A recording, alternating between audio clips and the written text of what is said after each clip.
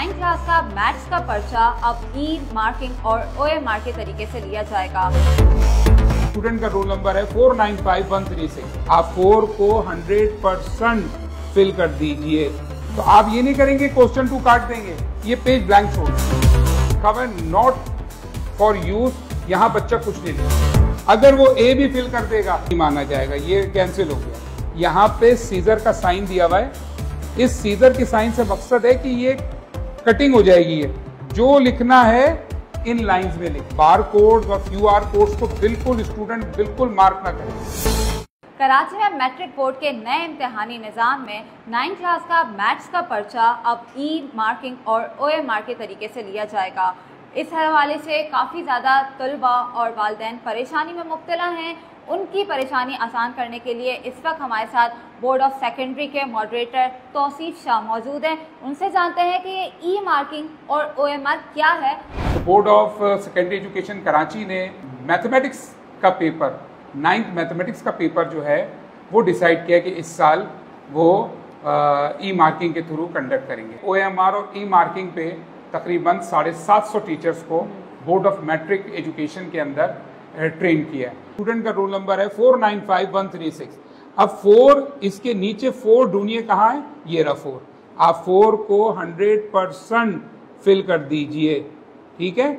अच्छा, इसको 100%। फिर है 9। अब आप 9 की सीट में आइए और ये 9 को आप फिल कर दीजिए 100% और 6 को फिल कर दिया, ठीक है? ये देखिए आप, अब मशीन जब इसको स्कैन करेगा तो इसका नंबर ऑटोमेटिक 495136 आएगा। 1 का जवाब C है, वो 1 की C में गया और C को फिल कर दिया उसने। यहाँ पे क्या करेगा, उसको बाद में एहसास होगा नहीं मैं तो C गलत भर दिया, इसका जवाब तो A था। अगर वो A भी फिल कर देगा तो ये कैंसिल हो गया, नहीं माना जाएगा, ये कैंसिल हो गया ये मार्क्स।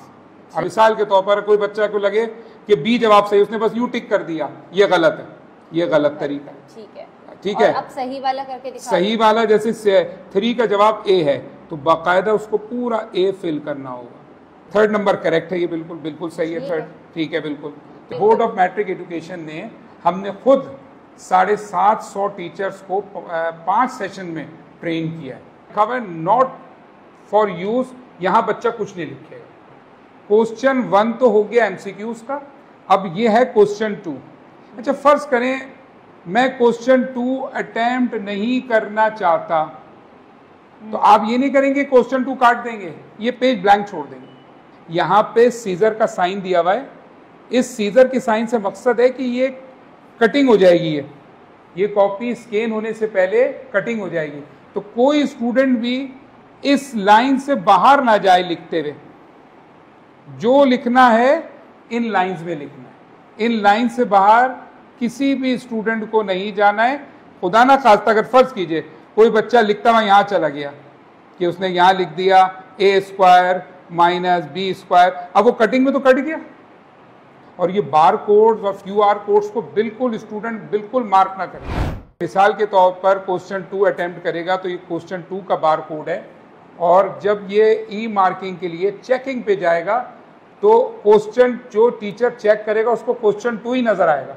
बच्चे कहते हैं कि स्टूडेंट के सर सॉल्व करते में पेज शॉर्ट पड़ गया, अब हम अगले पेज पे तो जा नहीं सकते। तो आगा खान की ई मार्कर्स से मेरी बात हुई तो वो ये कहते हैं कि इस वो मैथ, सिर्फ मैथ के सब्जेक्ट की बात कर रहा हूँ, कि वो मैथ पे बीच से पार्टीशन कर देते हैं और सवाल को सॉल्व करते हुए चलते हैं यहाँ पे, और जैसे सॉल्व यहाँ तक इनकम्प्लीट है तो फिर इसको यहाँ ले आते हैं, ये यूँ सॉल्व करते हुए ऊपर यहाँ पे सॉल्व करते हैं ताकि वो यहाँ पे उनका सवाल एंड हो जाए। सेक्शन बी के हर सवाल के लिए 1 पेज ब्लैंक दिया है, 1 पेज दिया है बोर्ड ने। सेक्शन सी के लिए याद रखिएगा क्योंकि वो लॉन्ग क्वेश्चंस होते हैं, उसके लिए 2 पेजेस दिए। तो ये कॉपी कंप्लीट हो जाएगी तो अब सुनिए अगला स्टेप क्या है। फिर ये कॉपी जाएगी स्कैन होने। स्कैन होने के लिए ये जो आपको सीजर का साइन नजर आ रहा है, यहां से कॉपी की होगी कटिंग, यहां से कॉपी की होगी कटिंग। फिर ये पूरी 24 पेज की कॉपी एक स्कैनर में रखी जाएगी। ये स्कैन करके पूरी एक कॉपी PDF की शक्ल में पूरी एक फाइल बन जाएगी। अब ये फाइल स्कैन हो गई पूरी, उसमें MCQs भी नजर आ रहे हैं, उसमें सवालात भी नजर आ रहे हैं।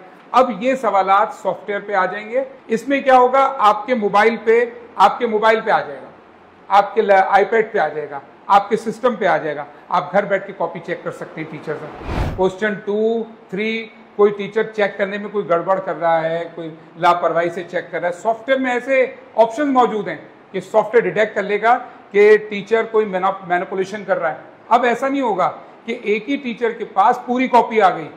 एक टीचर के पास कभी क्वेश्चन 2 आया है, कभी 7 आया है, किसी टीचर के पास 3 आया है, और पीछे सॉफ्टवेयर उसको चेक करके एक जगह जमा करता जा रहा है उस रोल नंबर पे रिजल्ट को। इससे क्या फायदा होगा, अगर एक बच्चे ने सही लिखा है तो उसको पूरे मार्क्स मिलेंगे, टीचर को मार्क्स काटने की गुंजाइश ही नहीं होगी, क्योंकि क्राइटेरिया ही 3 होंगे, या तो वो फुल मार्क्स दे, या वो एवरेज मार्क्स दे, या बिल्कुल कम मार्क्स दे।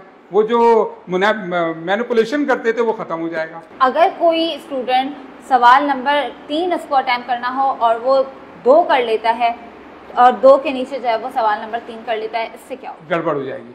सवाल नंबर 2 के नीचे 2 ही करना है। ये नहीं कर सकते आप कि 2 काट के आपने अपने हाथ से 3 रख दिया।